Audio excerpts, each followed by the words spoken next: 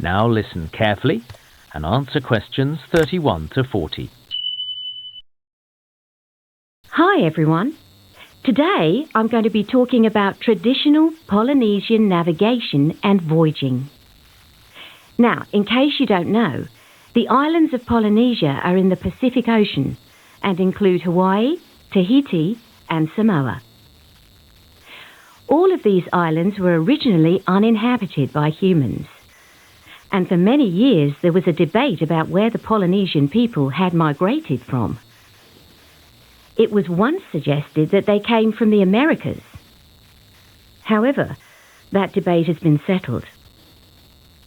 Today, anthropologists recognise that the Polynesians began their journeys in Asia and from there migrated eastwards to the Pacific Islands. It's believed all the Polynesian islands had been settled by the 13th century.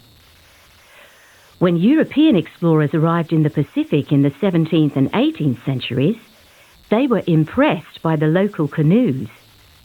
European ships were much stronger, but the indigenous vessels were considerably faster when under sail.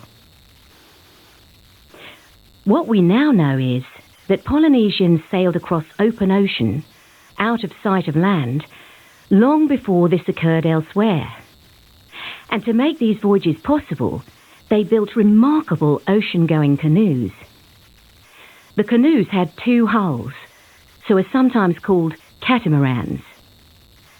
They were equipped with large paddles, but these were not a form of propulsion. Instead, the paddles were positioned at the back of the canoe to make steering the vessel possible. All these ocean-going canoes had sails. Polynesian sails were triangular in shape and made from the pandanus plant, which grows on nearly all Pacific islands. It was also necessary to make warm clothing, as even in tropical waters, people could get cold on long voyages. Materials like wool and cotton were unknown to Polynesians. However, the paper mulberry tree grows on most Pacific islands, and its bark was remarkably flexible and was used in the manufacture of clothing.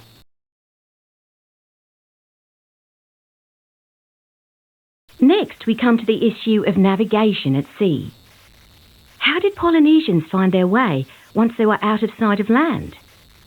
We know that they did not have the magnetic compass, which told other navigators which direction was north. But the Polynesian navigators understood where numerous stars rose and set on the horizon. And using this, they could identify 32 different directions. However, this information about the stars was extremely complex, and therefore remembering it all was a challenge. So the navigators had created long and complicated songs to help them recall all the information they needed. Using the stars to navigate was effective, so long as the sky was clear. But when it was cloudy, the navigators couldn't see the stars. How did they find direction then? Well, they still knew which way to sail the canoe by studying the waves, which usually came from predictable directions in the Pacific at different times of the year. Sometimes they were sailing between islands they had visited before, but very often they were trying to find new islands. How did they know that land was nearby, just over the horizon? Well, there were various techniques. The navigators were experts at recognizing those particular birds whose habitat was the open ocean, and those that lived close to islands. So this was one way they knew that land wasn't far away. They were also skilled at noticing changes to the sea itself. The temperature of the water is constant in that part of the Pacific, but its colour could vary in the proximity of land, and that was something else that they were able to detect. Well, as technology developed, traditional voyaging all but died out.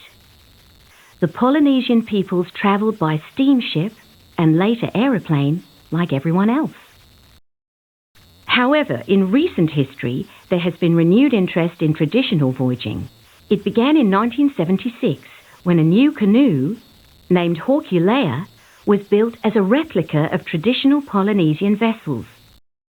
This canoe was sailed from Hawaii to Tahiti, a distance of more than 4,000 kilometers across open ocean.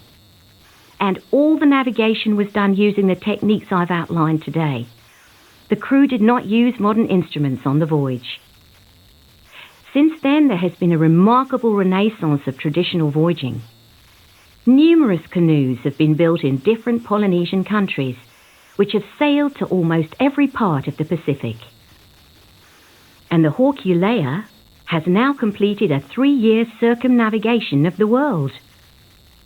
As well as sailing, these voyages have sparked renewed interest among Polynesians in learning about their traditional cultures. The canoes themselves operate as floating classrooms, teaching young people about, for example, the music their ancestors once enjoyed. Another aspect of this has been the teaching of Polynesian languages, some of which were in danger of dying out. Now, one thing I'd like to add is... That is the end of Part 4. You now have 1 minute to check your answers to Part 4.